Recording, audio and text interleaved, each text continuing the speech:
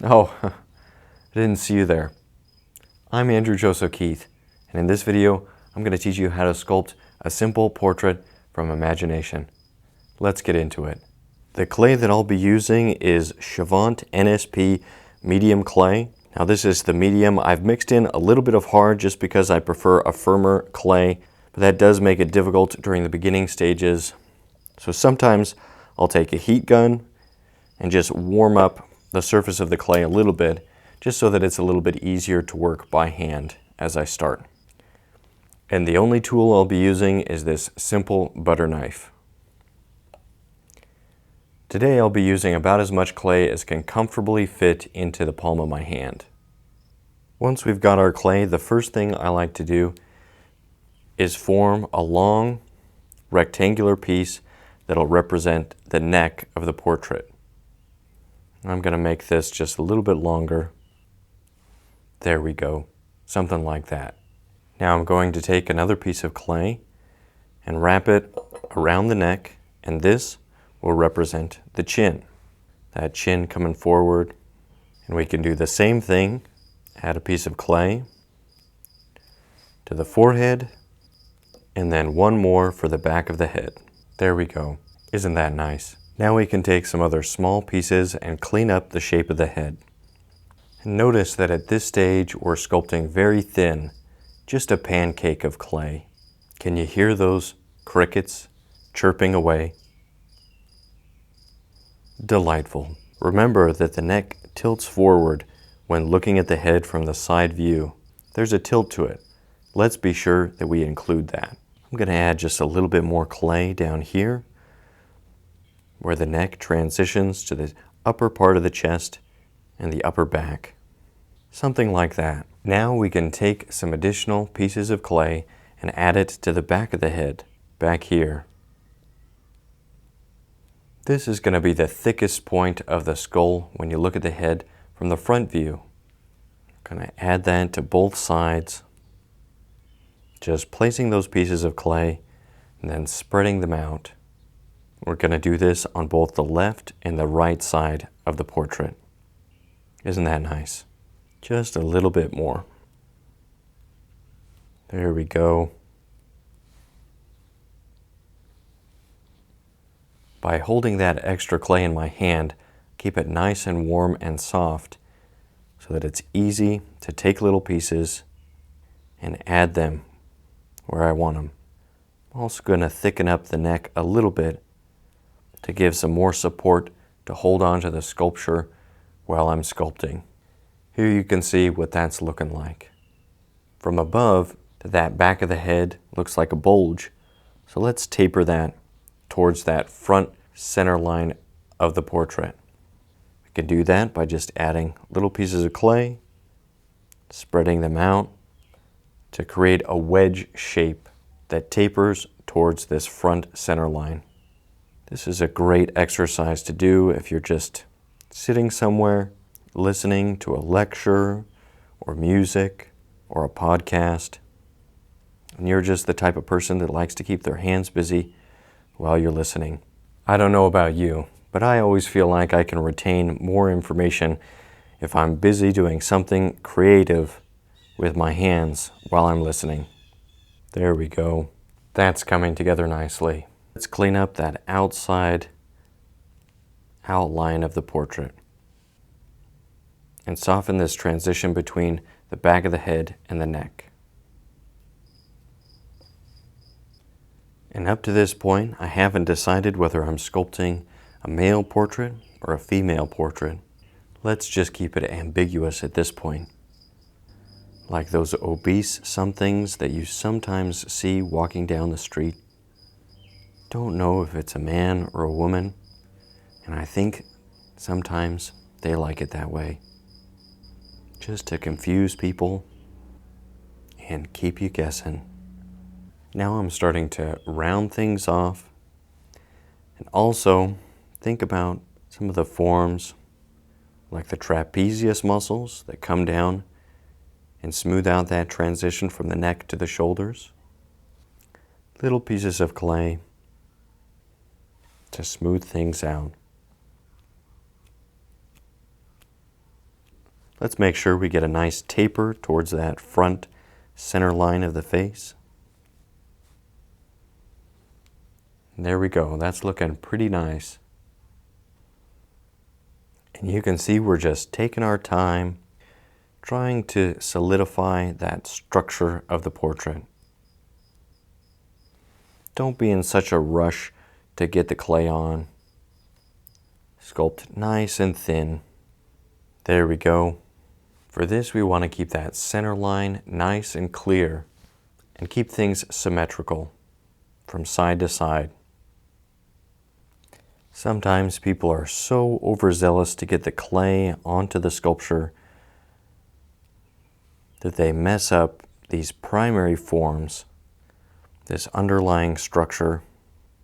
And if you do that, it's very difficult to sculpt accurately in a way that looks good for the rest of the sculpture. Now let's get to the fun part, the profile.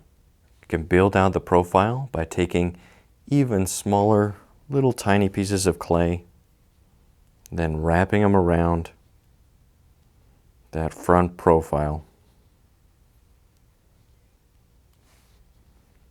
There we have a representation of the chin. For the mouth, I like to do this.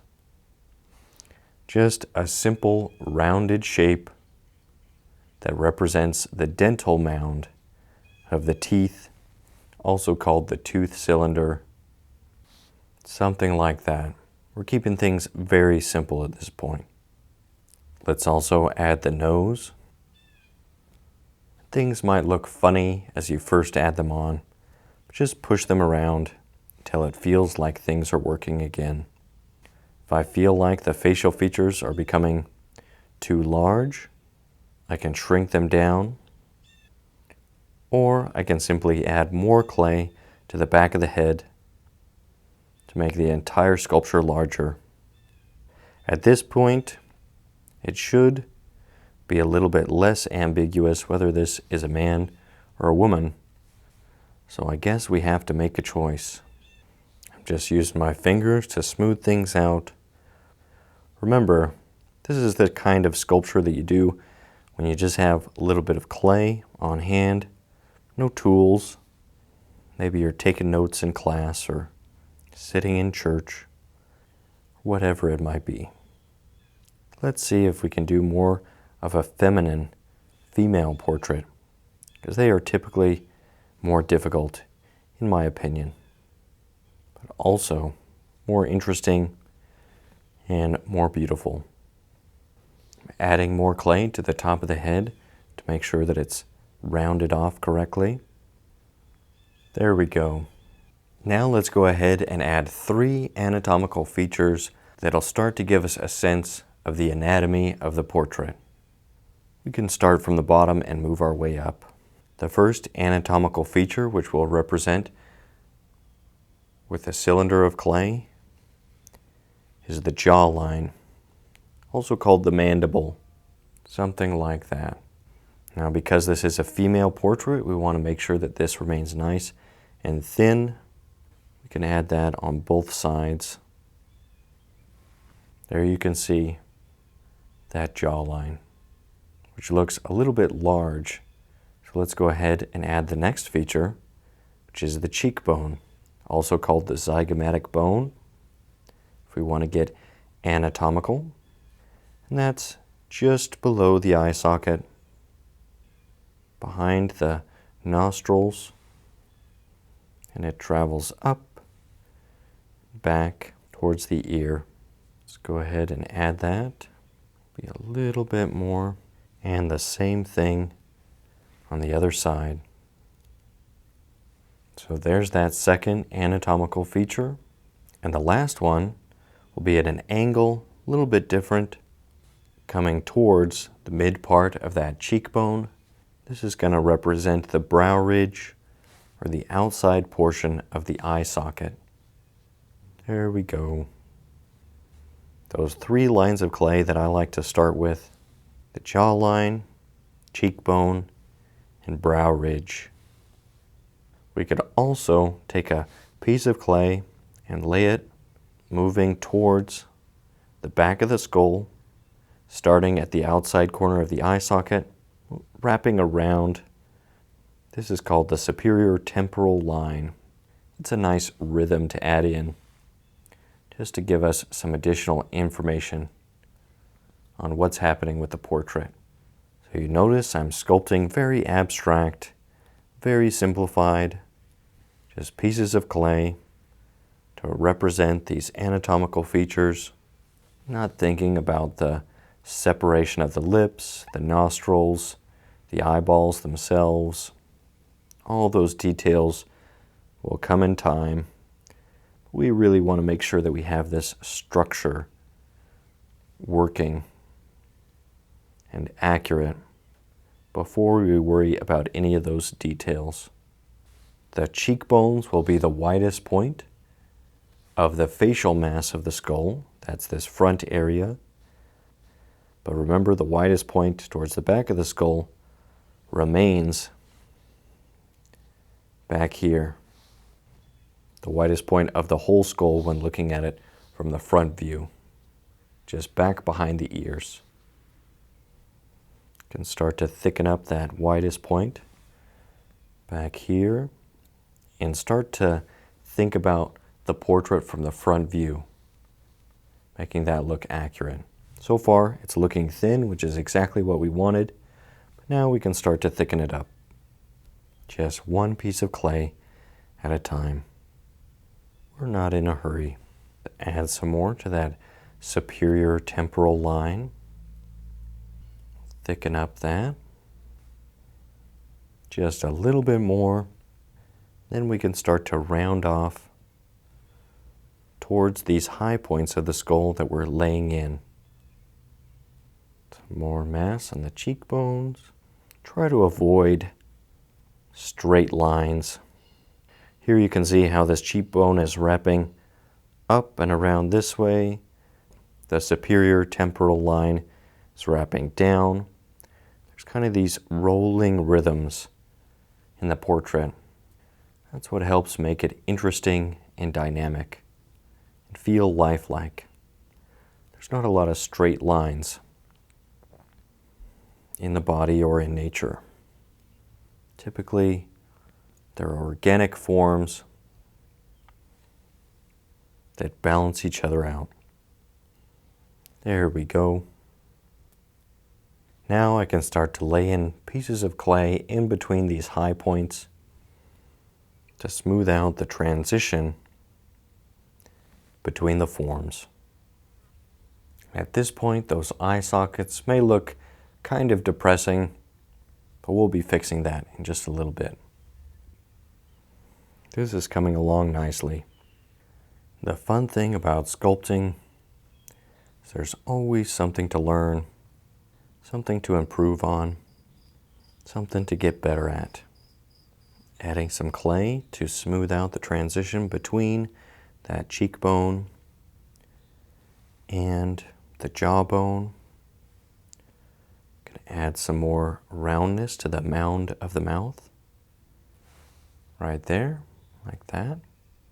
You can see at this point the portrait is starting to feel very skeletal, very anatomical. That will soften up as we start to add the details and smooth out these transitions between the high points that we've laid in. We can start doing that now. Little small pieces of clay. It's fun to see how detailed you can get just by using your fingers and being thoughtful and intentional with where you add each piece of clay. Let's add a little bit of clay here under the chin to soften that up just a little bit. There's typically a little bit of roundness to this bottom area of the chin, even for thinner people. Now I'm looking at it from the front view, from the side, just asking myself, where does it look uneven? Where does it look like there needs to be more thickness? Sometimes this form of the cheekbone wraps up a little bit. There's a fat pad on either side of the eye sockets. It's called the lateral orbital fat pad, if I remember correctly. And it softens this transition. You can also look at the portrait from below, from above. That'll help you to catch any asymmetries or mistakes that you might miss if you just look at it from the side or from the front view. And just drag our finger. I guess it's not our finger. We're not communists. Dragging my finger over that bridge of the nose to clarify what's happening with the nose. Now it's coming along nicely. Still taking my time with each piece of clay, trying to be thoughtful as I'm rounding off these features. And it still feels very skeletal at this point, very structural. Let's go ahead and add an indication of where the ears are going to be. You can do that by just placing little pieces of clay in the shape of a slice of apple or a section of orange, just placing it where we think that the ear should be, and we can move it around if it looks like it needs adjusting. Take another piece to wrap it around. If you like this type of content, be sure to like the video, subscribe to the channel, hit the notification bell to be notified on my future videos. Some softness to these cheeks. I think that'll help so that it's a little bit less creepy and zombie-like and more like an actual human portrait. You can also add some clay here, smooth out that separation between the jaw and the neck. There you can see the difference between that side, this side. Just adding some clay, smoothing that out. Let's add the ear to the other side as well. Look at it from above to make sure that we're adding the ear in the same place on either side of the head. From the front view, from above, and from below. That gives us a good idea if we're placing those ears in the same place on either side of the head. Any asymmetry in the portrait will just be a distraction. Keep it from being attractive and interesting. We'll try the best we can to even things out. You can see that by being very slow and intentional with each piece of clay, I'm able to maintain the structure and the symmetry of the portrait, which are things that I might lose if I was too quick to put on new pieces of clay.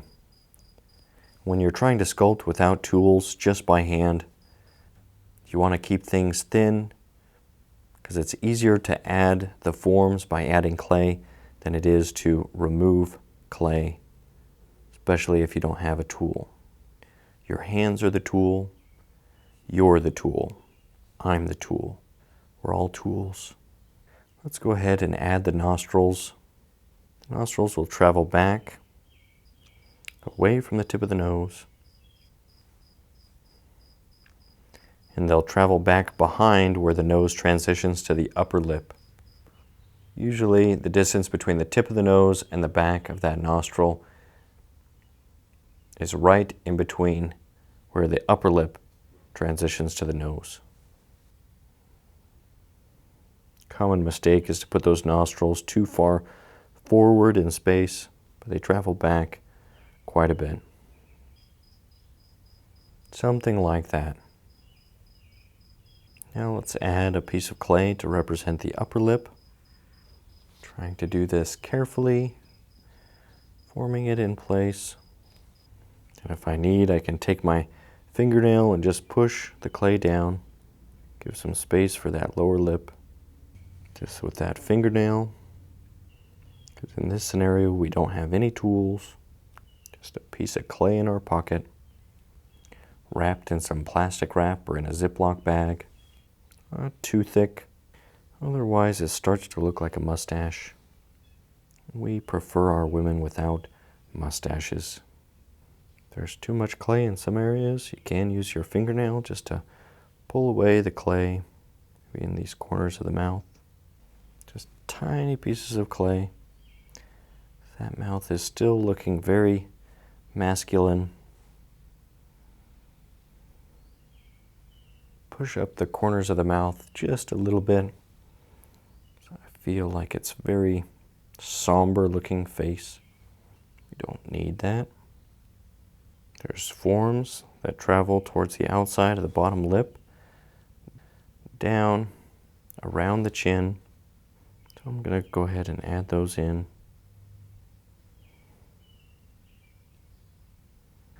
Now I'm trying to push and pull things around, just making small adjustments to try to make this look a little bit less like a hideous beast or a zombie and more like an attractive female portrait. Just pushing things around.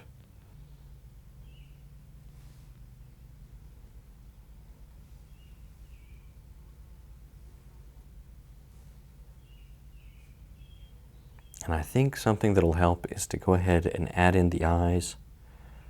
To do that, I'm just going to take a little ball of clay, press it into the eye socket. We'll do the eyes closed, this one, because it is very difficult to sculpt the eyes just by hand at this small scale.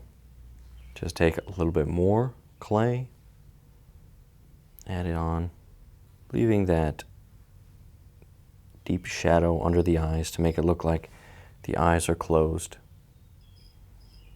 You can also add a little piece of clay here on the outside of the eye socket.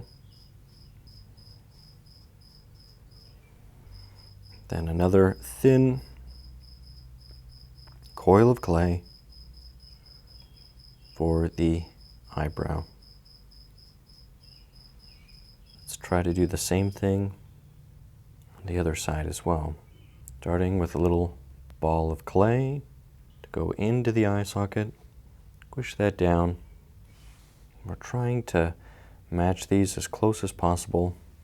Coil of clay, a little bit of clay on the outside corner of the eye socket, and a nice thin coil of clay for the eyebrow. We're starting to run low on clay. This is our handful or fistful of clay that we started with. So let's see. Let's go ahead and clarify the sternocleidomastoid muscle that starts at the back of the ear, then travels down towards the pit of the neck. It's a great anatomical feature to be aware of. We can just clarify that just a little bit. Take some of the clay from the bottom here, thicken up the neck in some areas, still a little bit too thin. Let's add that sternocleidomastoid muscle on this other side. Just pulling away some of the clay with my finger for that pit of the neck. There are some nodes around the outside corners of the mouth. I'm just taking little pieces of clay, adding in those nodes. Also going to add just a little bit of clay inside the eye socket, right there. Going to do that on both sides. That top inside corner of the eye socket, the nose transitions to the brow. And then lastly, let's go ahead and do the hair quickly, because let's imagine that we're coming to the end of the class or church meeting or wherever it is that we're sculpting this quick head study. So I'm just going to do a bun. Nice, easy bun. She's got her hair up. Okay, and there we have a little fun portrait sculpture. Is it the best portrait sculpture I've ever done? No. Is it the worst? No. Is it the one that I did for this video? Yes. Do you need to know the answers to any of these questions that I'm asking? No. Still a bit of a masculine looking female portrait, but I think close enough. If you'd like to learn more about traditional clay sculpting, I hope you'll check out my online sculpting courses. The portrait sculpting course is a great resource if you'd like to study the anatomy of the portrait. We go over the structure of the skull, the muscles of the face, the fat pads of the face, the muscles of the neck, and each of the facial features in great detail. There's also the Figure Sculpting Fundamentals course, which is a great place to start if you just want to learn about sculpting people in general using traditional clay sculpting techniques. And there's also a hand sculpting course if you, like many other artists, struggle with the hands. If you've watched up to this point in the video, you're one of the few. Congratulations, you made it. I don't have anything to give you, but I appreciate it. What would you like to see me sculpt next? All right, stay creative, stay productive, and hopefully I'll see you again soon in another video.